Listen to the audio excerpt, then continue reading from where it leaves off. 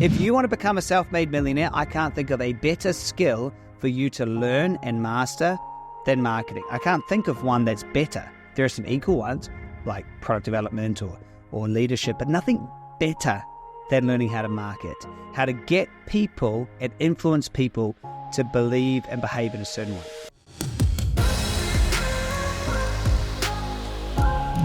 Marketing changes the world, which is either scary or empowering. Dear Self-Made Millionaire, I'm sorry to let you know that it's not kindness, compassion, or love that will actually change the world. It's unfortunately marketing, which is a real bummer, seriously.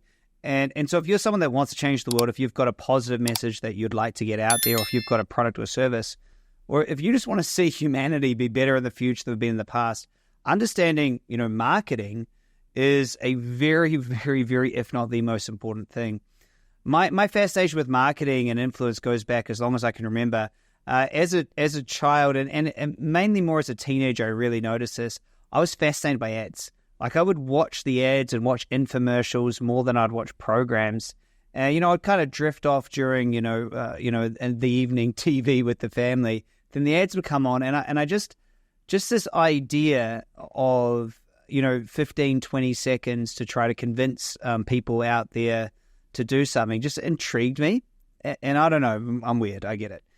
The idea that we can influence someone else's behavior and that it could be predictable enough that we can spend, millions of dollars. Think about like Super Bowl commercials, millions and millions of dollars we can spend it. The idea that we're so confident in how we can shift someone's behavior that businesses will spend that much money is honestly scary. But inspiring and really worth investigating. And if you think about, who wins political races or how society's changed, there are many good ideas that don't actually make it to the big time, don't actually make it to the dinner table, don't actually make it. And it's not because the idea is not great. It's because the idea is not simply enough. It's learning how to take that idea and wrap it. Robert Cialdini in his two amazing books, one called Influency and the other one called Persuasion, just explains this in such detail of how, and he studied this in universities, how we can predictably change someone's behavior. And so when it comes to marketing, I actually have a lot more experience than quote most. I hear that if you do 100 hours in something, you're the top 5% of people in any skill. Well, for me, I've done, hundreds of hours every single month for, nearly 2 decades when it comes to marketing. And actually, I created Australian Digital Marketing School and certified and taught people how to become marketers. On top of that, over the last 5 years, I've averaged $5 million every single year that I've personally spent on advertising on Facebook and Google ads, which is well over 30 million in total. Which means that there is nothing I've spent more money on than advertising. Nothing. I remember there was a saying or a quote from someone successful or famous, and it was like, look at someone's expense or balance sheet, their bank account statement, and you'll be able to see what's important to them. If you look at mine, I think my companies have turned over somewhere around about, 100 million or so. And so you'd say that a third of all my expenditure has been on advertising. I'd say that probably another third has been on staff. So that's really interesting. So I've also run successful marketing agencies for some of the top of the world. And as I said, the Digital Marketing School. So it's safe to assume that compared to the average person, I've got a more intimate understanding when marketing is always at the top of my mind. And what's interesting to me is marketing is applied psychology, because what you've got is when you think about it, there's a market and you're going to ting it. There's a marketing. You've got something, a product, a service, a message that you want this market to buy into. And as a marketer, your job is to reach that market first off, which is very easy. It's easy to reach the market. You just can buy ads, but then persuade that market to take an action. And that's what the fascinating thing is to me, is what influences people to buy, what sways an election, what changes our behavior. And so I really believe that marketing is applied psychology. It's the science and practical application of how to change a person's behavior to buy, to vote, to act. And in my opinion, marketing is really important. And, you're either being marketed to or doing the marketing. It changes the world. And so let's be honest, marketing is so much to answer for. I mean, it literally creates desire for things out of nowhere. Marketing has changed all of our lives. If we just take breakfast, for example, most of us would not second guess that bacon and eggs gobbled down with orange juice is just a normal thing, right? Like that is something that people do. One that we've been doing probably forever. This belief or idea would be completely wrong. See, orange juice was invented by a marketer. See, in 1769, Spanish missionaries planted the first California oranges in San Diego. About a century later, the population swelled, and there's about 300,000 immigrants out there trying to find gold. And most didn't. However, when they were out there, about 10,000 of them out of the 300,000 contracted scurvy, and the miners called it sailor's disease. And the reason, right, is so funny, the things that humans invent, was that ailment was cured by land. And so these people that had scurvy, they would bury themselves in sand up to their necks to treat it. And, as you guess, it didn't actually work. So, of course, an effective cure for scurvy is oranges, which is rich in vitamin C. And so that was already growing nearby. And so, therefore, the groves prospered, and in a matter of decades, it grew a lot of oranges, way, way, way too many. And so because of this, unless you had scurvy, oranges were quite worthless. There was just way too much of it, okay? So here's where it gets interesting. In 1907, the California Fruit Growers Exchange hired a marketer, Albert Lasker, to create a campaign to sell more oranges. At the time, the average person only ate half an orange per serving.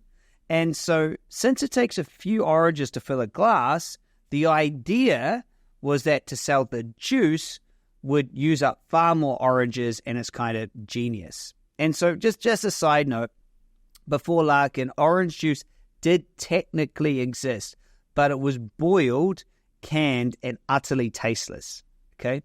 So his true brilliance was in the tagline, drink an orange. I love it. You can drink an orange. And so this language appeared beside the first juice extractors, which sold along, and so, you squeeze the orange down like this and you make juice, and they were sold for 10 cents, okay? And so, and this is so good. He then changes the name of California Fruit Exchange to Sunkist oranges. And the consumption of California oranges jumped by over 400%. Drink an orange. The ads that followed convinced Americans that beginning their day with a big shock of sugar water was both healthy and natural. In an essay that I read about this, the orange was depicted as a scenic slice of Southern California. And so this ad, just imagine it, there's a high mountain range covered with snow, glistens in the bright sunshine, right? Towering over a white village, it's neat, straight rows of these orange trees, right? And so when you see this image, it feels like you're drinking the sun or nectar of the source, right? This drink an orange launched a product that had everyone, all of us, convinced was a way to kind of connect into that California sunshine and sells a heck of a lot more oranges, right? That is so interesting to me. That orange juice in its form, fresh orange juice, was literally invented. It was invented and within the last, 120 odd years. But see, it's not just orange juice, okay? It's not just orange juice. Bacon and eggs was invented as well. See, bacon has a reputation as a classic food for breakfast. It's greasy, fatty, high in sodium, which is kind of not really what many people would consider a healthy breakfast. Well, just like cereals rise to breakfast stardom, okay, bacon has a similar success story. So, obviously Kellogg's helped cereal, to become a staple for breakfast. Well, bacon has a similar story, okay? This is where a PR consultant, Edward Bernays, back in 1920, who's known as the father of public relations. Okay, this is fucking awesome. So part of his success comes from his uncle, Sigmund Freud. So Benet's uncle, the father of public relations, his uncle is Freud. And so he's obviously, one of the fathers of modern day psychology and psychoanalysis. He's the one that first, as part of creating the unconscious mind and all the mummy issues, everything that he decided that went along with that. So Benet's used this psychological research to underpin his work in PR, linking products to feelings or ideas and appealing to people's emotions and their subconscious. So this is what he did when he was hired by the Beech Nut Packing Company to increase consumer demand for bacon, okay? So as I said, in the 1900s, Kellogg coined the whole term, breakfast is the most important meal of the day, okay? Which, again, is another freaking awesome marketing play. They painted this healthy breakfast as moral and religious and what you must do, okay? So Benet's took this concept and ran with it, okay? He spoke with a doctor who suggested that a heavier breakfast would be healthier because the body loses energy during the night. He then asked the doctor to find 5,000 other doctors to agree. He then circulated the information in newspapers around the US, okay? And a lot of these doctors happened to mention bacon and eggs as part of this hearty breakfast. And with that, the job was done. He promoted bacon and pioneered the PR tactic of recruiting dodgy third-party experts to sell things that 4 out of 5 doctors recommend. So now if you think about it, so if orange juice was invented by a marketer and we all started doing it only because of this image of Southern California and drink an orange and sun-kissed and by the way, acidosis, which was decided that having high vitamin C would help acidosis, which is completely unproven. And that's a whole nother story about how oranges became seen as healthy over and above just helping with scurvy. So it turns out that there's actually another marketing strategy that has impacted our morning. And this has actually really helped us, okay? And so marketing has made over 55% of Americans do one thing, brush their teeth. And they made it happen instantly, right? So one day, again, about 100 years ago in the early 1900s, a prominent American executive, Claude C. Hopkins, the famous advertising person back then, was approached by an old friend with a business idea. The friend discovered an amazing product, he explained, and was convinced it would be a hit. It was a toothpaste. It was minty, frothy concoction called Pepsodent. However, there was no part of Claude Hopkins that thought this would work. He only had mild interest in it. There was no secret that Americans' teeth were in decline. However, the reason why he denied it is he thought selling toothpaste was financial suicide. There was already an army at that time of door-to-door salesmen trying to get people to buy a mixture of really dubious like tooth powders, elixirs, and most of them went broke. Okay, so think about this.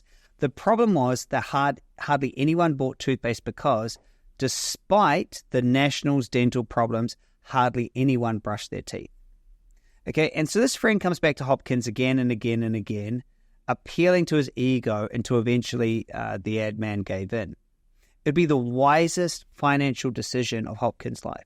Within 5 years of the partnership, Hopkins turned Pepsodent into the best-known products on earth, and in the process, created a toothbrushing behavior and habit that moved across America, and now you don't know anyone that doesn't brush their teeth twice a day. Soon, everyone from Shirley Temple to Clark Gable became bragging about their Pepsodent smile, okay? By 1930, Pepsodent was sold in China, South Africa, Brazil, Germany, and almost anywhere else. Toothbrushing became a daily ritual for more than half of Americans. How did he do it? He did it by advertising and helping you think about that film on your teeth, and made the person feel that film and say brushing your teeth gets rid of that. And having a Pepsodent smile became something aspirational. And so before Pepsodent appeared, only 7% of Americans had a tube of toothpaste.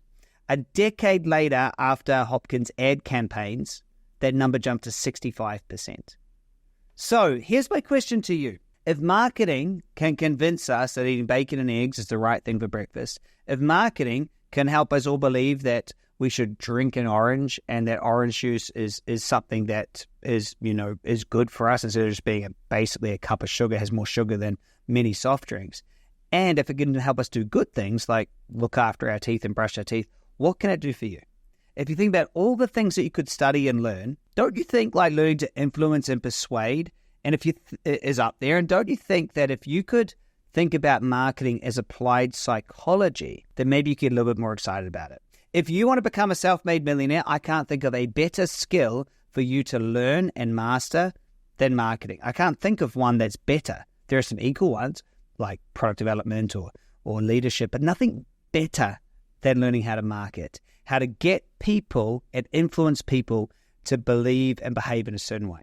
Whenever I think about marketing, and especially since I 100% believe in everything I'm asking people to buy, is that I know and I believe this product will work. Yet I know that the person out there doesn't believe it yet. So what I must do is help the person to believe. And I figure out how do I convince this person so that they believe that this is going to work for them. Because I know if they believe it, then they'll buy it. If they buy it and they try it, I know it works. Hey, I really appreciate you subscribing to this channel, so go ahead and do it. Share this out with someone if you thought this was interesting, and I'll catch you on the next episode. Bye for now.